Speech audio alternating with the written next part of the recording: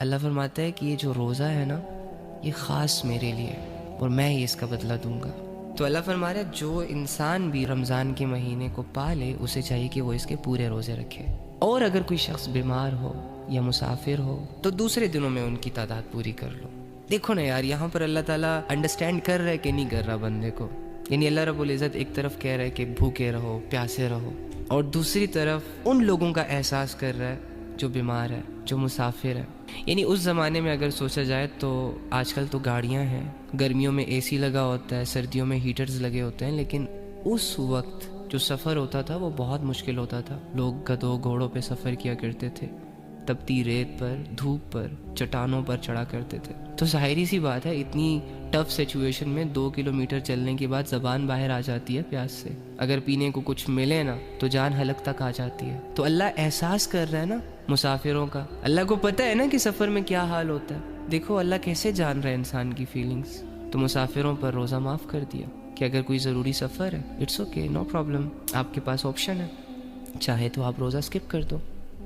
لیکن بعد میں پھر اس کی قضا بھی کرنی ہے رمضان کے بعد، جب تم ایزی ہو جاؤ، جب تم ریلیکس ہو جاؤ. اور بیماروں کو بھی دیکھو اللہ تعالیٰ کیسے انڈرسٹینڈ کر رہا ہے کہ بیماری میں انسان بہت کمزور ہو جاتا ہے. جنہوں نے بیماریاں گزاری ہیں انہیں پتہ ہوگا، میڈیسن لینی پڑتی ہے، صحت کو مینٹین رکھنے کے لیے ڈائٹ لینی پڑتی ہے. تو اللہ تعالیٰ کر رہے ہیں نا انڈرسٹینڈ بندے کو، بندے کی سچویشنز کے مطابق. ہمارا رب تو جیتا جاگتا ہے، دیکھتا ہے، سنتا ہے، سمجھتا ہے، ساتھ ہے. ہمارا رب زمینی من گھڑت خداؤں کی طرح تھوڑی نا کہ جن کے سامنے رویا جائے، جن کے سامنے لمبی لمبی باتیں رکھی جائیں اور وہ ٹس سے مس نہ ہو. ہمارا رب تو الحمدللہ تو بیماروں پر روزہ معاف کر دیا.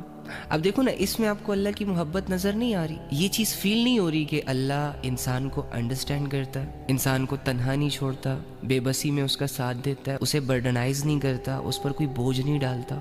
ایک سچے دوست کے علاوہ یہ اپرچونٹیز کون دے سکتا ہے تمہیں؟ ایک سچے محسن کے علاوہ اتنا ریلیف کون دے سکتا ہے تمہیں؟ تمہاری 60-70 سال کی زندگی کی عبادت کے بدلے ہمیشہ کی بادشاہت دینے والا اللہ کے علاوہ کون ہو سکتا ہے؟ 50 سال کے گناہوں کے بعد ایک رات کی عبادت اور دل سے نکلے چند توبہ کے الفاظوں سے تمہارے 50 سال کے گناہوں کو معاف کرنے والا اللہ کے علاوہ کون ہو سکتا ہے؟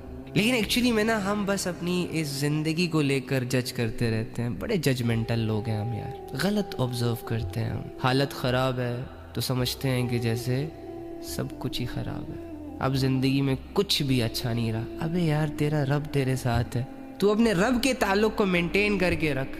دنیا اجڑتی ہے تو اجڑنے دینا، تیرا لینا دینا ہی کیا ہے اس دنیا